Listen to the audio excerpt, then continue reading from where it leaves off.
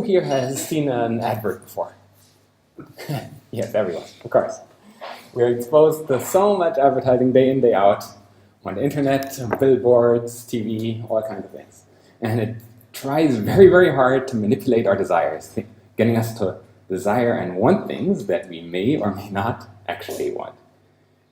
Often in very subtle ways that are so subconscious we don't even realize. Advertisers succeed if, when you buy something and you get asked, why did you buy this thing? Your answer is, I have no idea. It just seemed right. That means advertisers have completely manipulated your desires without you even being aware. So, people are often a little bit afraid of diving into some spiritual path or doing something out of the ordinary, like coming to the lost. It seems a little strange, maybe. What will they do? Will I be brainwashed? Will this mantra do something to me, change my desires? And in fact, yes it will. But in a way completely in your control, rather than everything else in the world that subtly changes your desires without your knowledge. So that's the topic of my talk today. And let's start off with an example. If I can make my screen go. Who's into cars here and can tell me what's the difference between, what do these three cars have in common? Yes? They're all European. Yeah, but something more, even more in common. They are the same manufacturer. Same underlying company. Same, sorry? Same company. Yeah, even more in common. Power? More power? No. They're all four-wheel drive. Oh, no, even more in common. Same engine. Same chassis is very close. Yeah?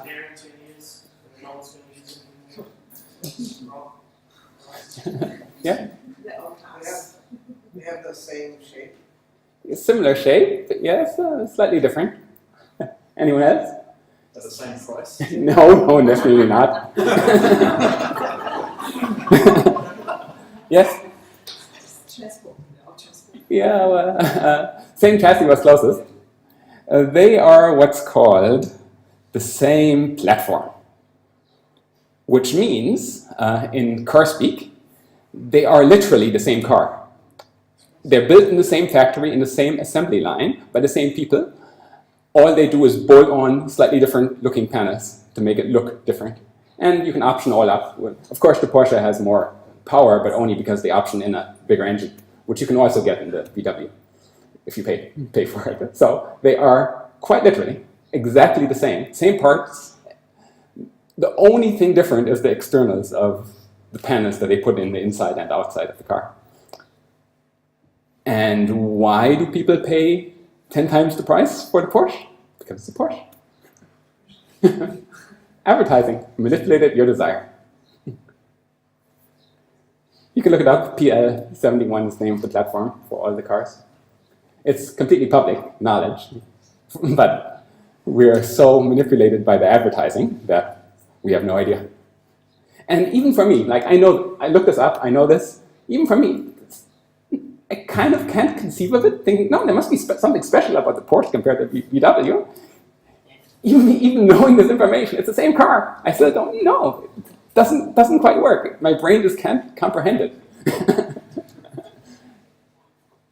So this is the power of advertising, and this is something which we can resist to a certain extent if we know what we're doing and how to change our own desires.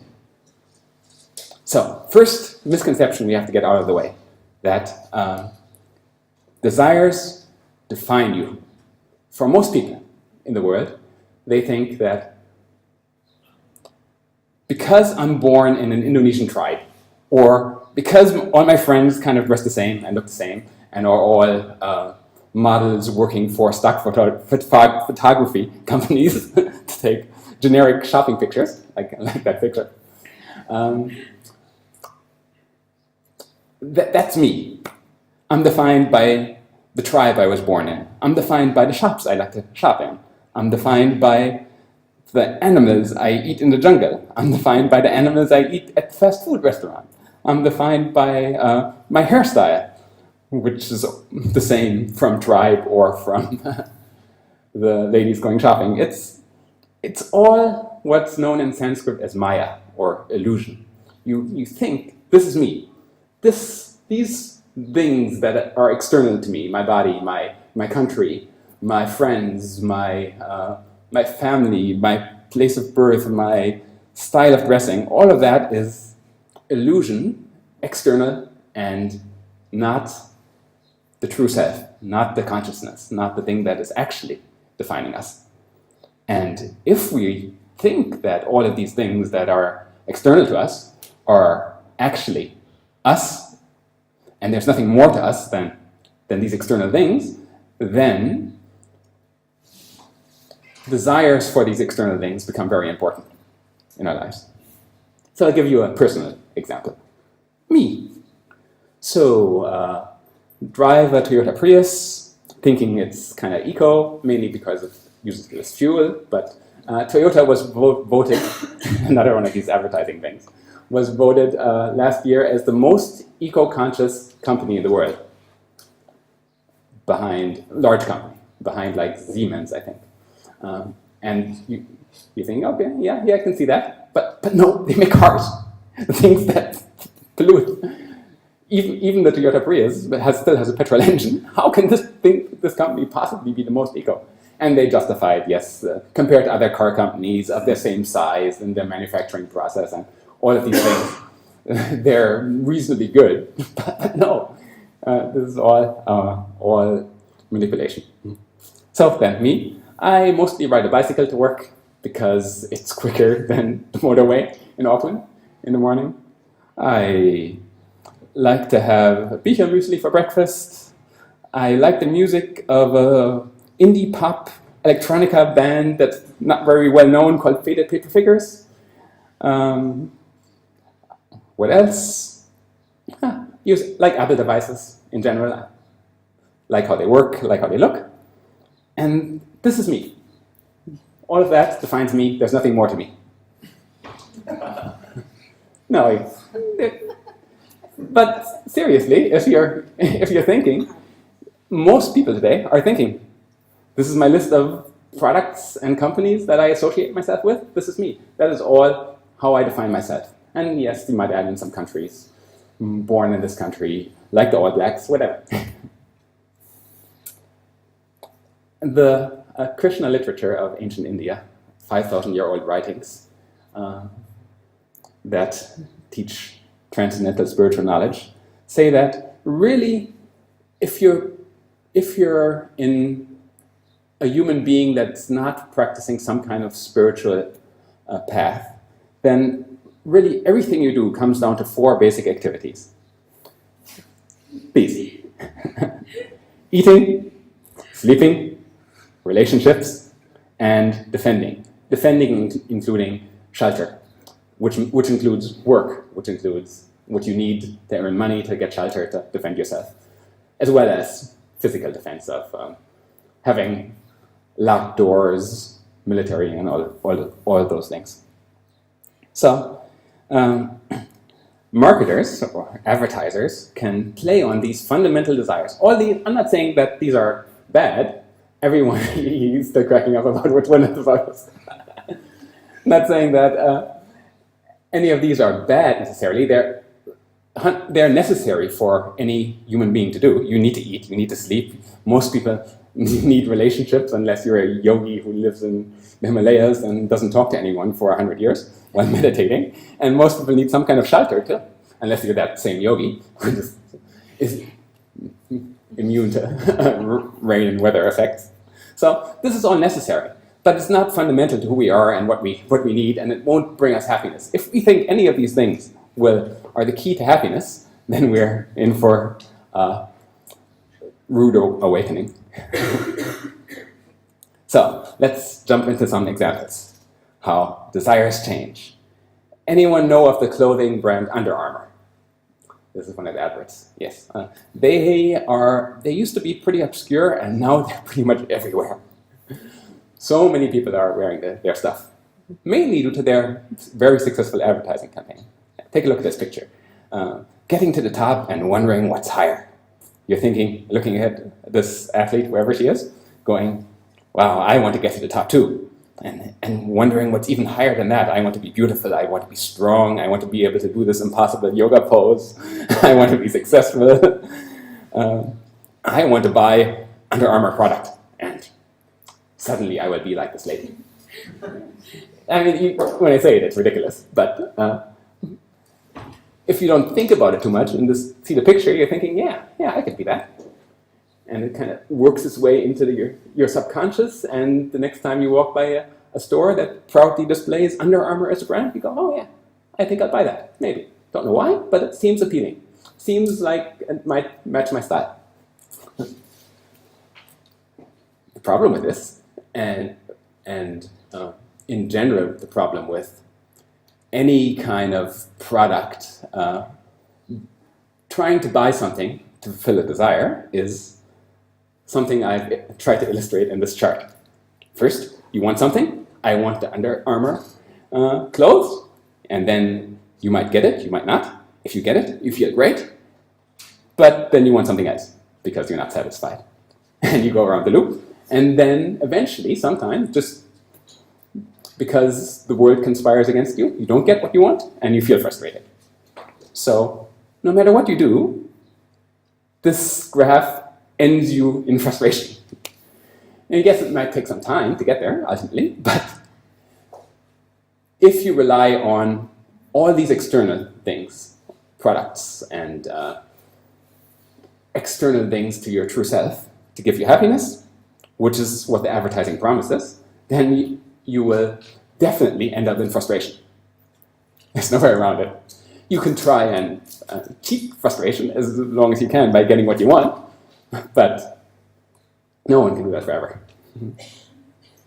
So in the Bhagavad Gita, which is an introductory text to spiritual knowledge, Krishna explains that a person who is not disturbed by the incessant flow of desires that enter like rivers into the ocean, which is ever being filled but is always still, can alone achieve peace, and not the person who strives to satisfy such desires. If you try to satisfy such desires, you will end up in frustration. But if you can be peaceful with all these desires flooding in, and you're like, don't care, not my problem, then you can be peaceful. All right, let's look at some more fun examples, and I'll try to point out which fundamental human need advertisers are manipulating in each of these examples. Anyone heard of this fragrance for men?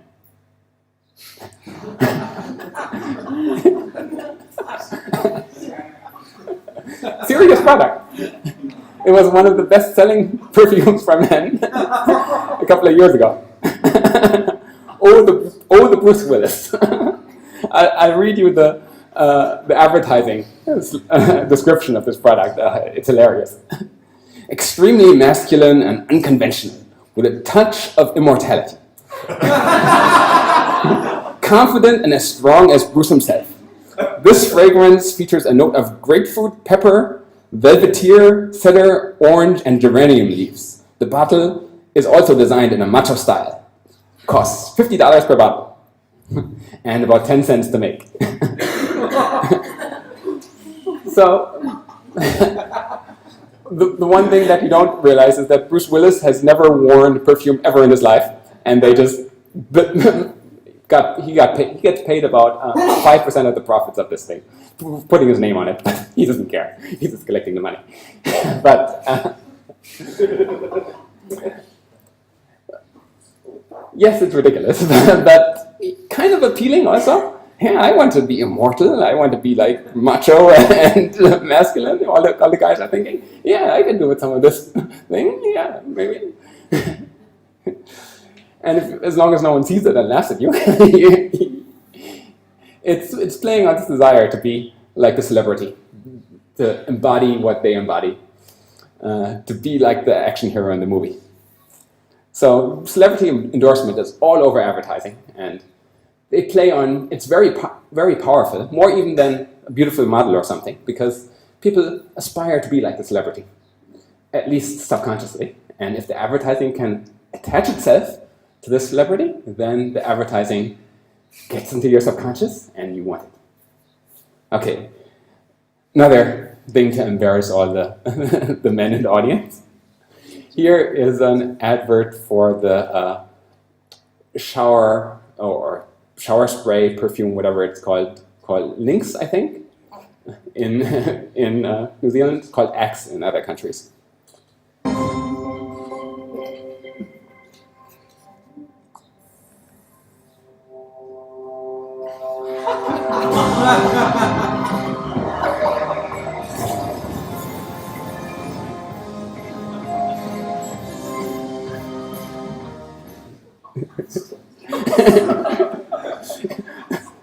Of course, that would never actually happen.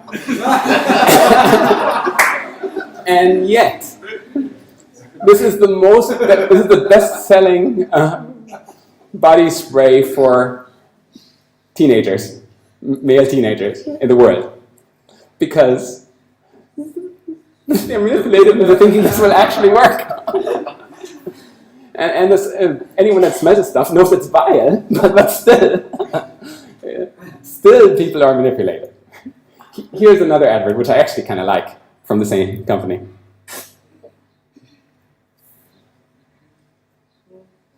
Last night was so perfect. Especially when you said you were vegetarian too.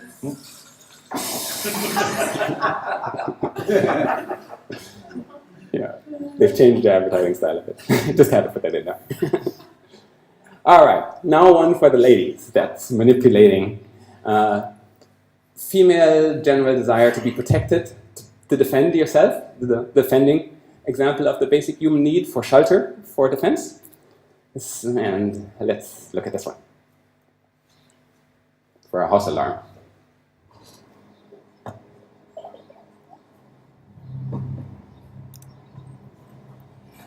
Okay, how about some lunch?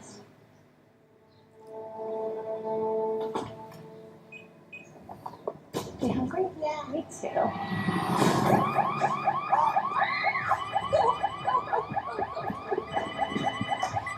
Hello? This is Mark with Broadview Security. Is everything okay? No, someone just tried to break in. I'm sending help right now. Thank you. The next generation of Frank's Home Security.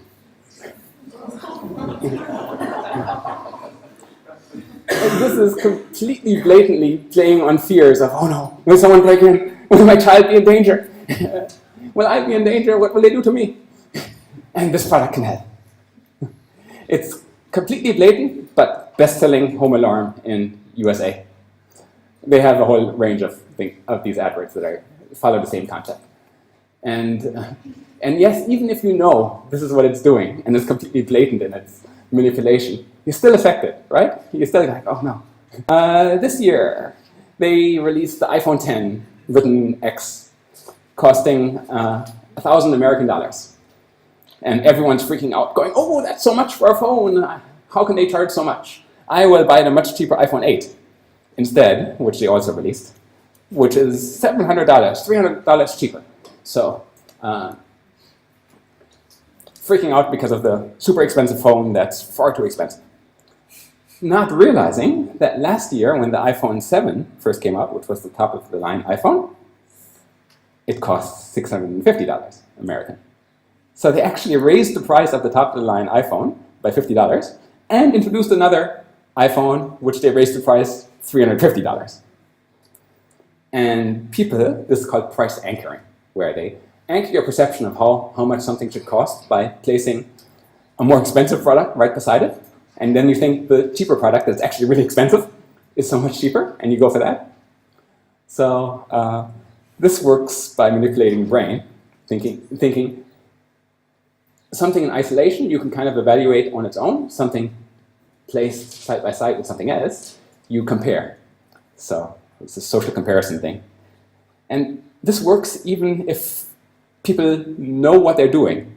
You still, even explaining this to you, most people will go, oh, the iPhone X is so expensive, but the 8 is really cheap in comparison. And indeed, Bhagavad Gita explains why this is so. explains that even a person of knowledge acts according to their nature, for everyone follows their nature. So you have your nature of these basic human needs for shelter, for relationship, and you have to follow your nature. Because everyone, no matter how smart you might be, this basic human desires and needs are built into the body, and it's practically impossible to break out of them. So here is another advert for, which I find is really horrible and manipulative. I'll explain why in a moment. New Zealand advert. When I grow up, I want to be an astronaut, theory, actress, teacher, and mummy. If they've got big goals, they need good tucker. Look for the quality mark and feed them up with New Zealand beef and lamb for the protein they need to grow. Beef and lamb, it's the way to grow, New Zealand. So with that, it's playing on the fear of, oh, will my children grow up healthy and get enough protein to grow up to fulfill their desires and be the astronaut that they want to be in the future? Not saying that. I think there's not anyone in New Zealand who's ever been an astronaut, but notwithstanding that fact, it's manipulating your desire for children to be have healthy food and grow up strong, fulfill their desires. Not mentioning, of course, and oh yeah, I think that this is borderline criminal and should be banned because it's so manipulative and such a half-truth that they're spreading. Because, take a look at this chart. Do you spot a pattern? Along the bottom, daily meat consumption, and along the top, incidence of colorectal cancer among women. Is there a pattern, you think? Why is Japan and Nigeria way on the bottom, and why is New Zealand way at the top? Maybe because New Zealanders are eating a bit too much beef and lamb. Just maybe. But it's manipulative because it's true. We do need protein in our diet to grow up. Otherwise, without protein, you get diseases such as marasmus, Kwashiorkor, and cachexia. Anyone heard of any of these diseases? No? Cachexia is the disease you see like children in Africa whose stomachs bloat. That's from lack of protein. No one in New Zealand has that. What? Has anyone heard of any of these diseases? Yeah? Does anyone know of someone, one of their friends or family, who has one of these diseases? Yeah? All from too much animal protein? Yes. All these diseases are at least partially caused by having too much protein. And indeed, New Zealanders in general get about twice, the average New Zealander gets about twice the amount of protein that they need, and it's causing these very diseases. And literally, no one in New Zealand is not getting enough protein. It's practically impossible in a modern functioning society to have too little protein. So, yes, protein is necessary, but not as the New Zealand beef and lamb advert is trying to manipulate you into thinking. Okay, with that off my chest and advert debunked, how do you resist? It is, in the material level, completely impossible. Anyone know of this person? Martin Lindstrom? No. He is one of the top marketing consultants in the world. He flies around the world advising companies how they should change their advertising campaigns if, for whatever reason, their product isn't selling. He does brain scans of people to find which brain region lights up in response to what kind of advertising. And he's really good at manipulating people's desires. And has worked with practically every company in the world, every major company, to try and craft their advertising campaigns. So he is the world expert in advertising manipulating desires. And he explains that once he wanted to do an experiment to see if he could resist advertising, and he vowed that he would buy no name brand products for a year. So he went around traveling, buying plain, no brand, off-brand things. And he lasted about 3 months when the airline lost his luggage and he had to buy a name brand t-shirt. He was giving a talk somewhere.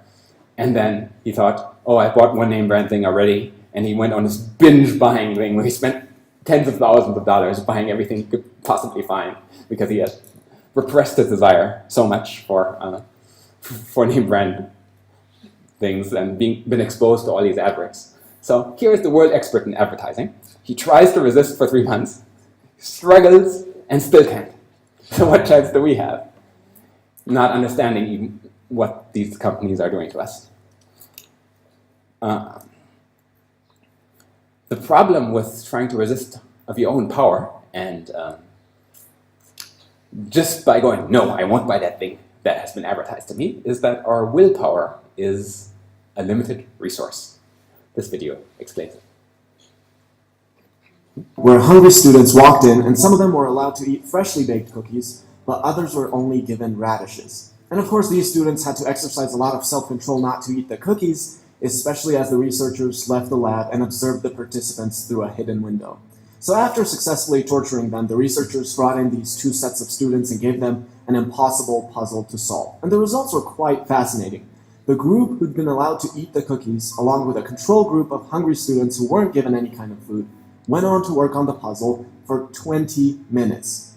While the group who'd been assigned to eat the radishes and had already exercised their willpower earlier went on to work on the puzzles for only 8 minutes. And these sorts of experiments have been replicated over and over again. Turns out, if you walk into a mall and give people simple math problems to solve, the ones who've been shopping for much longer will give up on the problems much faster.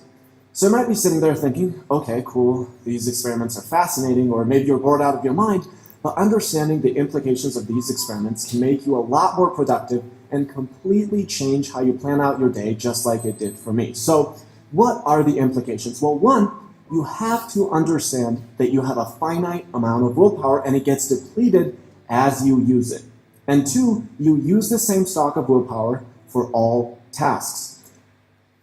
Yes, you might try to resist something by your willpower, but at the end of the day, if you've been making lots of small decisions and working on things and your mind is exhausted and your willpower is gone, you cannot resist. It's practically impossible. And willpower is not going to save you from buying products you don't need or don't want. You need something else. So let's try and get into what that something else might be. Mahatma Gandhi gives us a hint when he says, your beliefs become your thoughts become your words become your actions become your habits become your values, and your values become your destiny. So something in the values becoming your destiny will help us do what Martin Lindstrom, the world advertising guru, could not do. But just for another humorous introduction to what we can do, I'll play, if you like, I'll play a video by Lee Kemp of Redacted Tonight, who will explain what advertisers do to us once more. So, if you're a fan of this show, you've seen me talk before about how I feel about commercials, and I'm not trying to say anything bad about them. I just think they're tenaciously obnoxious black holes of creativity, life, and art, useless, mindless piles of infection, the scrapings off the bottom of the cesspool of humanity's anus. But other than that, they're kind of funny. But I'm not talking about the hacky, like, commercials are stupid argument. I'm saying that these ads that seem vaguely bothersome are actually the endless global propaganda for unfettered capitalism. they're not just annoying in the way like a Splinter or a Casey Affleck is annoying, you know? Almost all ads are pushing one side of a debate that could very well kill our species. I mean, if you look at the long view, right, take a step back, it's basically thousands of ads a day telling us to globally shoot ourselves in the head. How many ads do you see for the other side, for national parks, or for endangered species, or for the top of the mountain that was removed by the coal company? Apparently that mountaintop didn't have the funds to buy primetime commercials telling you how awesome it is. You know? Now, look at me, I'm the best mountaintop in the world. Please don't circumcise me. Please don't do that. I guess the black bears didn't pull together enough scratch to hire a glossy spokesperson with ironic self-awareness. Nearly every commercial is arguing for endless unsustainable consumption. The jalapeno double cheeseburger.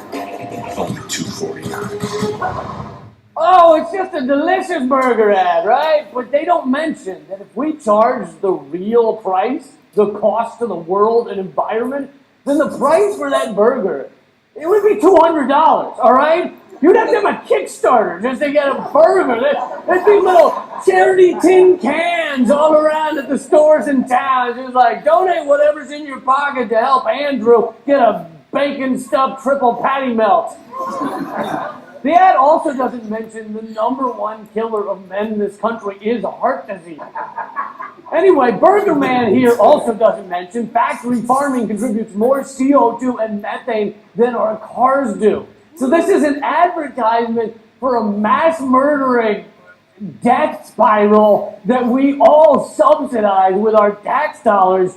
But don't worry, the clown in the burger ad had on a funny ad. And heart attacks always show up in silly hats because otherwise no one would buy them. They wouldn't. And the narrator also talks like this as he describes melted cheese and chipotle sauce. But you know what the media won't allow ads for? Buy Nothing Day. An ad supported by Adbusters magazine in which you don't buy anything you don't consume. Their commercials to promote the day have often been banned by television networks. Our media will allow ads for deadly foods, Monsanto chemical sodas that'll dissolve metals, pharmaceuticals that'll turn your insides into vampire sludge factories, weapons contractors, military propaganda, and movies so bad they cause brain disease. But can't have a ad telling Americans to put down the credit card for one day. Not one ad. All right, I think you put it quite well.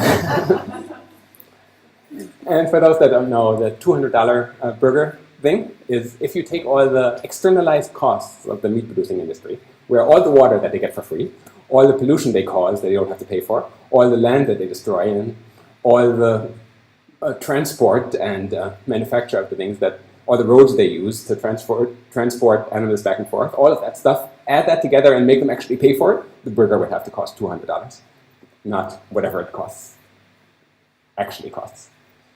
So yeah, no buy day.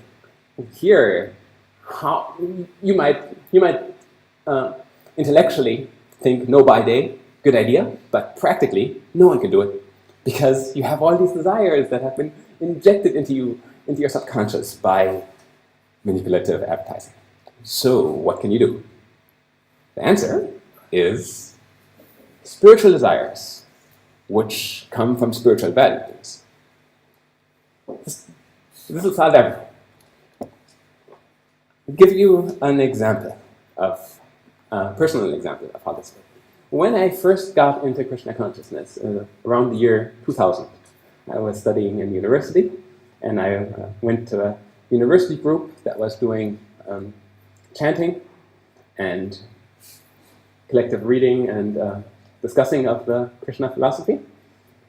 I went to it, I thought, yeah, this is interesting. I don't believe in any of it, but they told me I don't need to believe it, I just need to apply the process and it will have an effect or not. So I thought, oh yeah, meditation is good. I just do this meditation every day. And about a month, 2 months later, after starting this meditation process, I thought to myself, oh, wait a minute. I don't think for the past month I've bought any meat at the supermarket. Oh, strange. Oh, well. I'll continue being vegetarian, I guess. And that's how I became vegetarian.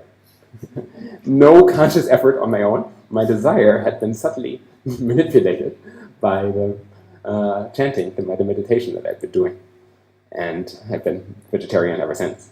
And seeing an ad for a burger, I have absolutely no desire. So a burger is the last thing I would ever want. Because my values have been changed by the spiritual practice. I, as explained in, what's that? As explained in Bhagavad Gita, the embodied souls may be restricted from sense enjoyment, though this taste for sense objects remains. But ceasing such engagements by experiencing a higher taste, they are fixed in consciousness. So you might try to artificially restrict yourself going, no, I won't eat that burger. Slight flange in the money. Yeah. But that's impossible. But if you have something better, if you have a higher spiritual value, higher spiritual desires that are nourishing that same need that the burger fulfills, then giving up the burger is trivially easy. It's why would I even care to eat the burger? It's stupid. It's so easy. It's not. You don't even have to think about it.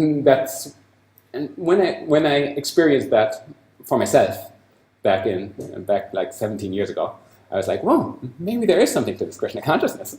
Then maybe all this talk about changing desires, establishing spiritual desires, might be something to it. I'll continue this meditation, I think, at least for a little bit. And here I am today. So the commentary on this verse by Srila Prabhupada, who translated the book into English from Sanskrit, is really amazing. So I just want to read it in full because it really hits the mark on explaining this, the meaning, the full meaning of this verse, which is very compact in its meaning. So expanding it out a bit gives us a better idea of what it's saying. It is not possible to cease from sense enjoyment unless one is transcendently situated. The process of restriction from sense enjoyment by rules and regulations is something like restricting a diseased person from certain types of eatables. The patient, however, neither likes such restrictions nor loses the taste to eatables.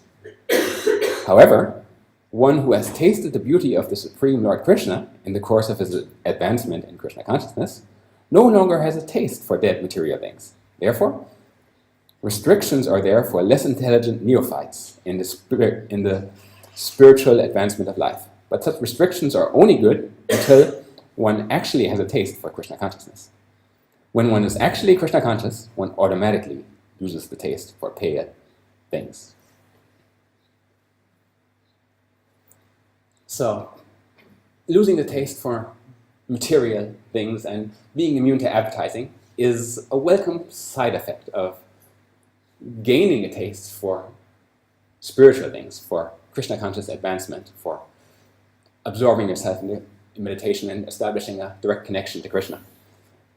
It's a gradual thing, and the more practice there is, the more association and company around like-minded spiritual practitioners there is, the more desires transform, and the easier it becomes to resist the material advertising, because our happiness is not dependent on anything material. And it breaks us out of this fundamentalist tribal thinking, this religion of consumerism that is subtly being reinforced throughout everyone's life and being glorified by the media and the leaders of the world. So don't think of the spirituality as a religion. Think of consumerism as the real religion, and spirituality as the escape as the solution, because it provides an actual source of happiness that is not bound to end in frustration. However, you do have the freedom to choose. This is a really fundamental, important thing about any kind of spiritual path, and especially this spiritual path, is that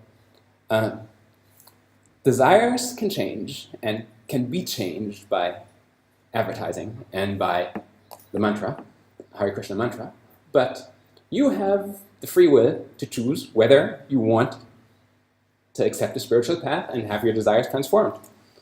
No one is going to force you. No one is going to manipulate you into doing it. At least I hope not. No one here generally would do that. So you have everyone in this room, every one of the practitioners, even I've been doing this for 17 years. I have the choice every day. Do I want to practice? Do I want to do the meditation or not? And I can choose not to. Or I can choose to do it. It's completely up to me. And it's one of the very few things that you can decide on your own free will. It's not something that will be manipulated into you. Your own free will can make that choice. Your own consciousness can decide, do I want this in my life or do I not? And if you don't, that's fine. Yeah. Maybe in the next life. So I'd like to finish by summing it up with the conclusion of Bhagavad Gita, which explains where Krishna says that abandon all varieties of religion and just surrender unto me. I shall deliver you from all misfortune. Do not fear. So taking the broader view of religion as consumerism and all kind of material religion that's believe in God and you will get the Porsche that you always wanted, even though it's just a VW. Krishna is saying, get rid of all that stuff, not important. Just surrender unto me, meaning follow the practice. Don't worry about believing or not believing in stuff. Just do the meditation, follow the practice, study the philosophy, hang around the people that are doing this, learn as much as you can, follow the process.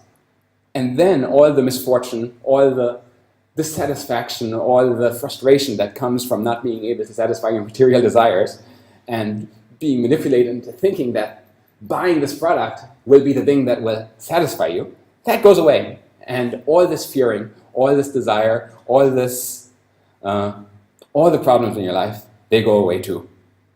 And you can transform yourself and be transformed by the practice. So, thank you very much. Any questions?